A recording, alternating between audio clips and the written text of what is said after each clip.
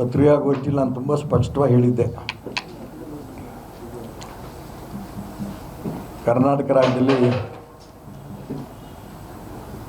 ಮಾನ್ಯ D K Shivakumar ಅವರು ಮುಖ್ಯಮಂತ್ರಿ ಆಗೋ ತನಕನೂ ಕೂಡ ಸಿದ್ದರಾಮಯ್ಯ ಮತ್ತು ಸಿದ್ದರಾಮಯ್ಯವ್ರ ಮಗ ಹೇಳ್ತಾನೇ ಇದ್ದರು,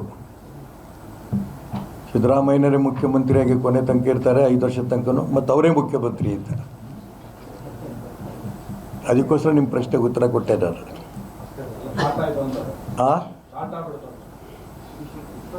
ನಾನು ಇಲ್ಲದೇ ಇಲ್ಲ ಅಂತ ಹೇಳಿಬಿಟ್ರಲ್ಲ, ಅವರೇ ಮುಖ್ಯಮಂತ್ರಿ ತುದಿ ತನಕ, 28ಕ್ಕೆ ಮತ್ತೆ ಅವರೇ ಮುಂದುವರಿತಾರೆ ಅನ್ನೋಂಥ ಮಾತು ಸಿದ್ದರಾಮಯ್ಯನವ್ರ ಬಾಯಲ್ಲೇ ನಾವು ಕೇಳಿದ್ವಿ.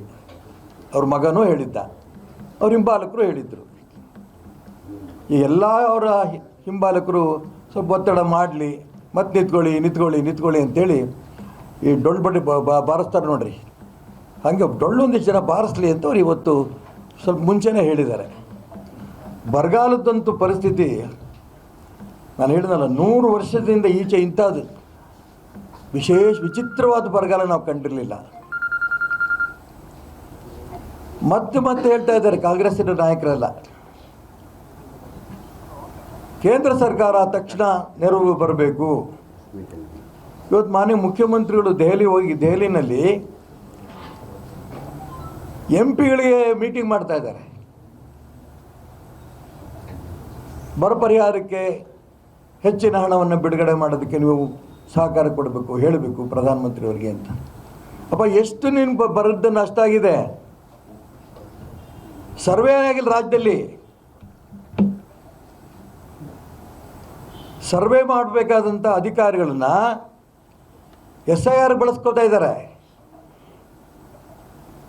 ಬರದ ಬಗ್ಗೆ ಇವ್ರಿಗೆ ಸ್ವಲ್ಪನೂ ಸೀರಿಯಸ್ನೆಸ್ ಇಲ್ಲ. ಬಹಳ ಸುಲಭ, ಭಾರತೀಯ ಜನತಾ ಪಾರ್ಟಿ ಯಾರು ಇದ್ರ ಬರೋದ ಬಗ್ಗೆ ಮಾತಾಡ್ತಾ ಇಲ್ಲ, ಬರೀ ಪುಕ್ಷಟೆ ಮಾತಾಡ್ಬೇಕಾ?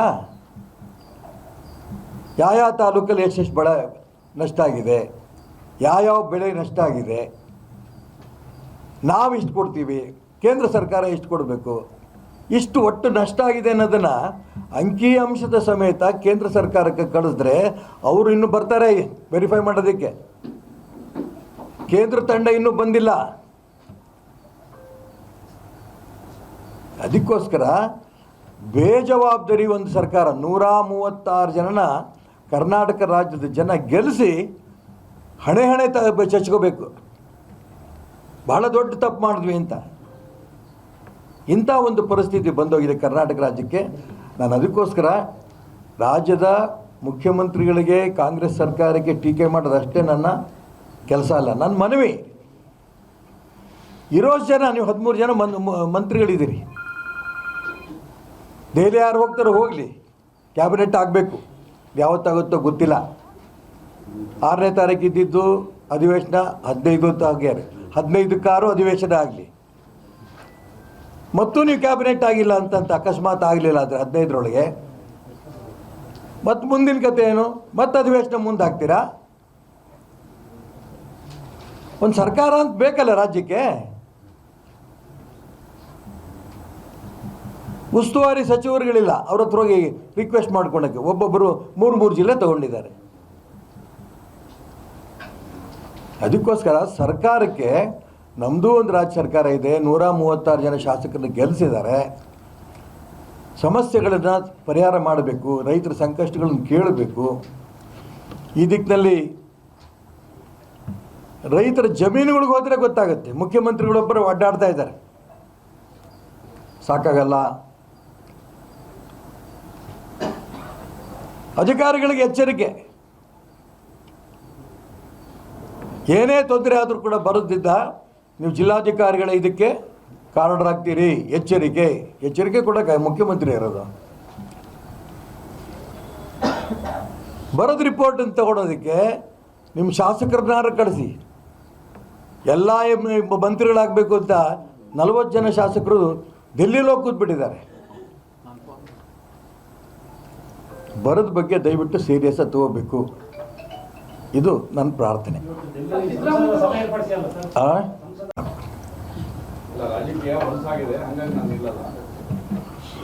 ಮಗ ಮಂತ್ರಿ ಮಾಡೋ ತನಕ ಹೊಲಸಾಗಿರಲಿಲ್ಲ,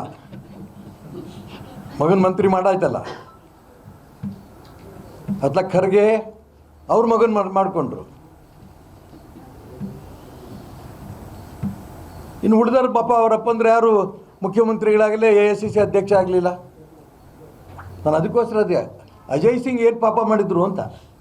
ಅವರಪ್ಪ ಬದುಕಿದ್ರೆ ಅವರು ಮುಖ್ಯಮಂತ್ರಿ ಆಗೋಗ್ತಿದ್ರು, ಮಂತ್ರಿ ಈಗ ಆಗ್ತಿದ್ರು, ಮುಖ್ಯಮಂತ್ರಿ ಮಗ.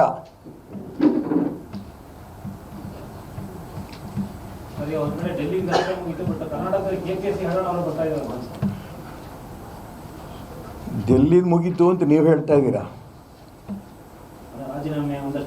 ಅಲ್ಲ, ಅದಕ್ಕೆ ಹೇಳ್ತಾ ಇರೋದು ರಾಜೀನಾಮೆ ಅನ್ನೋದು. ನೋಡಿ, ಇದು ಎರಡು ಅಂಶ ಭಾಳ ತುಂಬ ಸೀರಿಯಸ್, ದಯವಿಟ್ಟು ಇದು ಗಮನಿಸಿ. ಧರ್ಮೇಂದ್ರ ಪ್ರಧಾನ್ ಅವ್ರನ್ನ ಬಹಳ ಹತ್ತಿರದಿಂದ ವರ್ಷಗಟ್ಟಲೆ ಅವ್ರ ಜೊತೆ ನಾನು ಸಮಯ ಕಳೆದೆ. ನಾನು ಭಾರತೀಯ ಜನತಾ ಪಾರ್ಟಿ ರಾಜ್ಯ ಅಧ್ಯಕ್ಷ ಆದಂಥ ಸಂದರ್ಭದಲ್ಲಿ ಕರ್ನಾಟಕ ರಾಜ್ಯದ ಭಾರತೀಯ ಜನತಾ ಪಾರ್ಟಿಯ ಪ್ರಭಾರಿಗಳಾಗಿದ್ದರು. ಪ್ರತಿ ಜಿಲ್ಲೆಗೂ ಸಂಘಟನೆಗೋಸ್ಕರ ಬಂದು ಪ್ರಾಮಾಣಿಕ ಪ್ರಯತ್ನ ನಡೆದಂಥ ವ್ಯಕ್ತಿ, ಬಹಳ ನಿಷ್ಠಾವಂತ ಕಾರ್ಯಕರ್ತರು, ತುಂಬ ಪ್ರಾಮಾಣಿಕರು.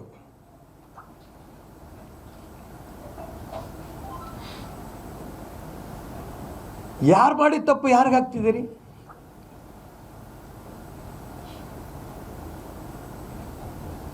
ಒಂದೇ ಮಾತಲ್ಲಿ ಹೇಳಿದ್ರು, ಪ್ರಧಾನಮಂತ್ರಿಗಳು ಹೇಳಿದ್ರು, ಅಮಿತ್ ಶಾನವರು ಹೇಳಿದ್ರು, ವಿದ್ಯಾರ್ಥಿಗಳ ಹಿತ ಮುಖ್ಯ, ಅಧಿಕಾರದ ತ್ಯಾಗನೂ ಮಾಡೋಕ್ಕೆ ನಾವು ತಯಾರಂತ. ಆದರೆ ಇಂಥ ಪ್ರಾಮಾಣಿಕ ವ್ಯಕ್ತಿಗೆ ಈ ರೀತಿ ಶಿಕ್ಷೆ ಅವಶ್ಯಕತೆ ಇತ್ತ ಅಂತ ನನಗೆ ಪೂರ್ಣ ವಿಶ್ವಾಸ ಇದೆ. ಈ ಪ್ರಾಮಾಣಿಕತೆ ವ್ಯಕ್ತಿಯ ದೇಶಕ್ಕೆ ಬೇಕೇ ಬೇಕು. ಇವತ್ತಿಲ್ಲ ನಾಳೆ ಇನ್ನೂ ಉನ್ನತ ಸ್ಥಾನಕ್ಕೆ ಧರ್ಮೇಂದ್ರ ಪ್ರಧಾನ್ ಅವರು ಹೋಗೇ ಹೋಗ್ತಾರೆ.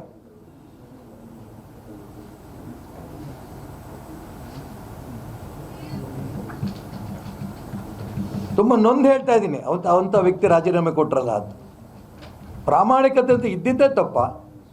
ಶಿಕ್ಷಣ ಕ್ಷೇತ್ರದಲ್ಲಿ ತಂದಂಥ ಸುಧಾರಣೆ ಅಷ್ಟಿಷ್ಟಲ್ಲ.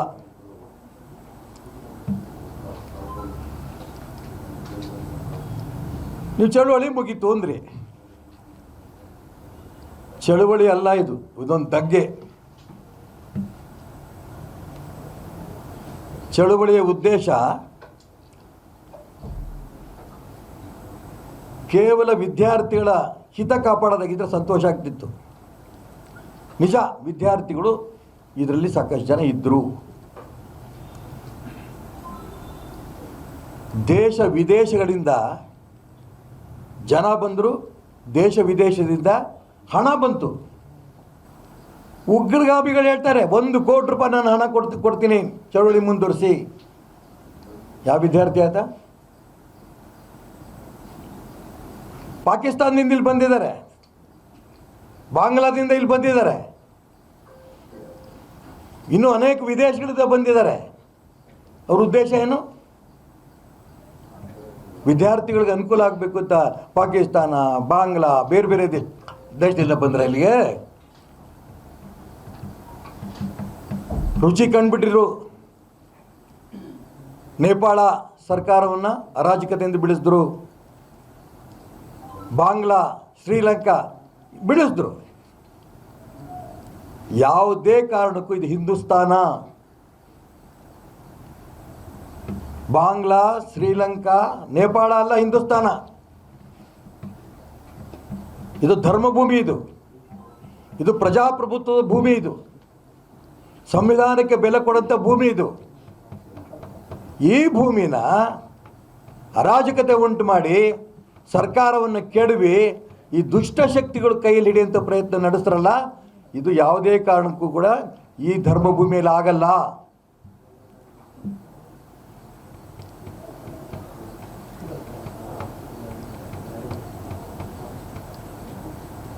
ಏನೇ ನಡೀತು ವಿವರಕ್ಕೆ ಹೋಗಲ್ಲ ನಾನು. ಭಾರತ ಮಾತೆ ಬಗ್ಗೆ ಟೀಕೆ, ಭಾರತ ನಿಮ್ಮ ತಾಯಿ ಇದ್ರೆ ತಂದೆ ಯಾರು? ಪತ್ರಿಕಾಗೋಷ್ಠಿ ನಾನು ಹೇಳೋಕ್ಕೆ ಇಷ್ಟಪಡಲ್ಲ, ನಾಚಿಕೆ ಆಗತ್ತೆ ನನಗೆ. ನಿಮ್ಮ ಅಪ್ಪ ಯಾರು ಅಂತ ಹೇಳಿದಕ್ಕೆ. ರಾಮ ಸೀತೆ ಎಲ್ಲ ಧರ್ಮದ್ರೋಹಿಗಳು, ದೇಶದ್ರೋಹಿಗಳು ಅರಾಜಕತೆಯನ್ನು ಉಂಟು ಮಾಡೋಂಥ ಪ್ರಯತ್ನ ಮಾಡಿ ಇದನ್ನು ಕೇಂದ್ರದ ನರೇಂದ್ರ ಮೋದಿಯವರು ಚಾಣಾಕ್ಷತೆಯಿಂದ ಇದನ್ನು ಮುರಿದ್ರು.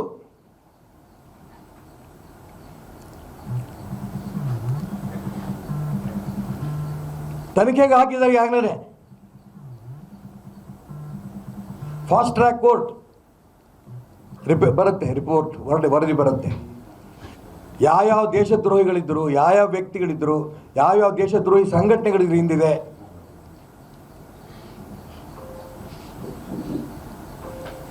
ನಾನು ಕೇವಲ ಕಾಂಗ್ರೆಸ್ನವ್ರು ಟೀಕೆ ಮಾಡೋಕ್ಕೆ ಇಷ್ಟಪಡಲ್ಲ. ಒಂದು ವಿರೋಧ ಪಕ್ಷವಾಗಿ ಅವ್ರ ಕೆಲಸವ್ರು ಮಾಡೋಂಥ ಪ್ರಯತ್ನ ನಡೆಸಿದ್ರು. ಆದರೆ ಅವರೂ ಗಮನಿಸಬೇಕು ಯಾರ್ಯಾರು ಈ ಹಿಂದಿದ್ದಾರೆ. ಆ ವರದಿ ಬಂದ ನಂತರ ಇಡೀ ದೇಶದ ಜನಕ್ಕೆ ಗೊತ್ತಾಗುತ್ತೆ, ಪ್ರಪಂಚದ ಜನ ಗೊತ್ತಾಗುತ್ತೆ, ಇದು ಹಿಂದೂಸ್ತಾನ, ಇದು ಧರ್ಮದ ಭೂಮಿ, ಇದು ರಾಮಕೃಷ್ಣರ ಭೂಮಿ, ಇಲ್ಲಿ ಅರಾಜಕತೆ ನಡೆಯೋಕ್ಕೆ ಅವಕಾಶ ಇಲ್ಲ ಅನ್ನೋದು ಆ ವರದಿ ಬಂದ ನಂತರ ಗೊತ್ತಾಗುತ್ತೆ. ಆ ವರದಿ ಬಂದ ನಂತರ ಸಂಬಂಧಪಟ್ಟ ವ್ಯಕ್ತಿಗಳು, ಸಂಘಟನೆಗಳು ಸರಿಯಾದ ಶಿಕ್ಷೆಯನ್ನು ಅನುಭವಿಸ್ತಾರೆ. ಇದರಲ್ಲಿ ಯಾವ ಅನುಮಾನವೂ ಇಲ್ಲ.